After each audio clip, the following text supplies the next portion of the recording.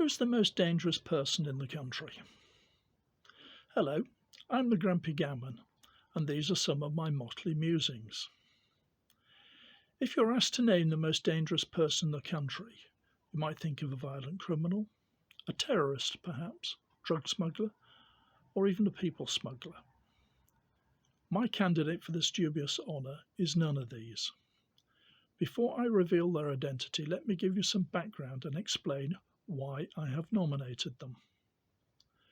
The person I'm nominating is an eco-socialist. Eco-socialism is an ideology that merges the tenets of socialism with green politics and ecology. Eco-socialists contend that the expansion of the capitalist system is the cause of social exclusion, poverty, war, and environmental degradation. It asserts that the capitalist economy is incompatible with sustainability, which requires eco-socialism for it to become a reality. Part of its doctrine is the common ownership of the means of production. Now, where have I heard that before? The eco-socialist revolution requires three things. 1. The destruction of the free market economic base of democratic societies. 2. Erecting a collective globalist order over the pluralist democratic structures of self-governing nations. The Club of Rome described this as the New World Order in its 1991 report called First Global Revolution, which was intended to be a blueprint for the 21st century. And thirdly, the massive redistribution of wealth from northern advanced countries, including Australia, to the developing world, including China and India.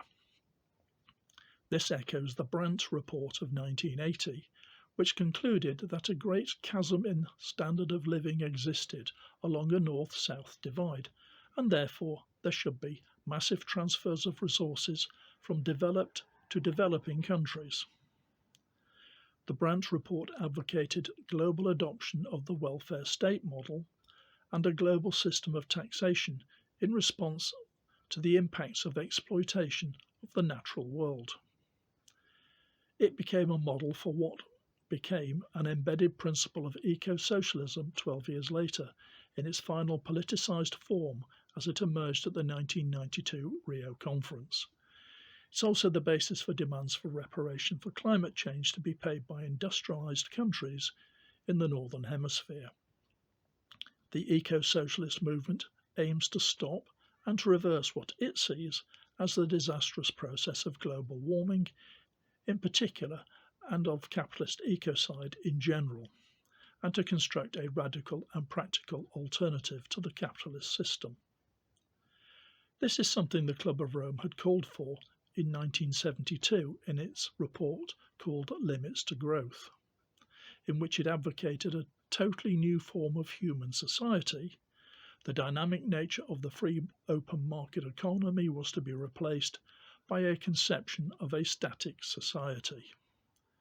It's the same eco-socialist call for deindustrialization, wealth redistribution and overthrow of the open market economy expressed by the godfather of climate change, Maurice Strong, who was instrumental in establishing the UN's International Panel on Climate Change and organised the 1992 Rio Conference, and also by Ottmar Edenhofer.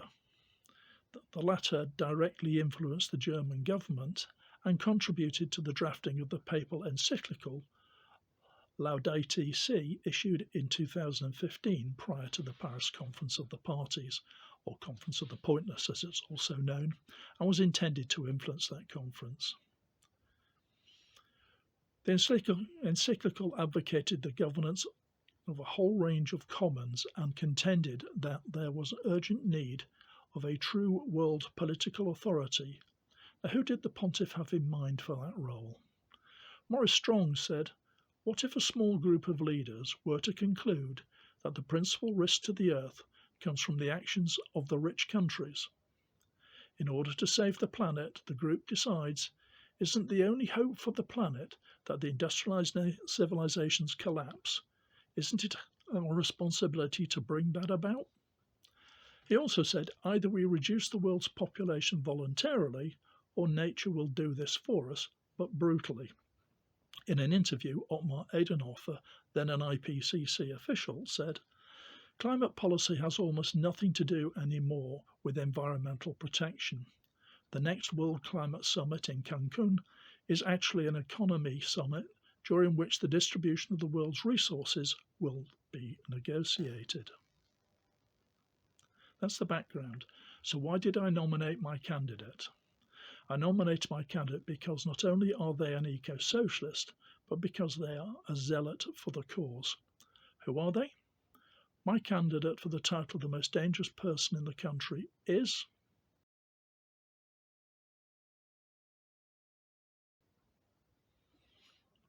Every country has one, so who would you nominate as the most dangerous person in the country, and why?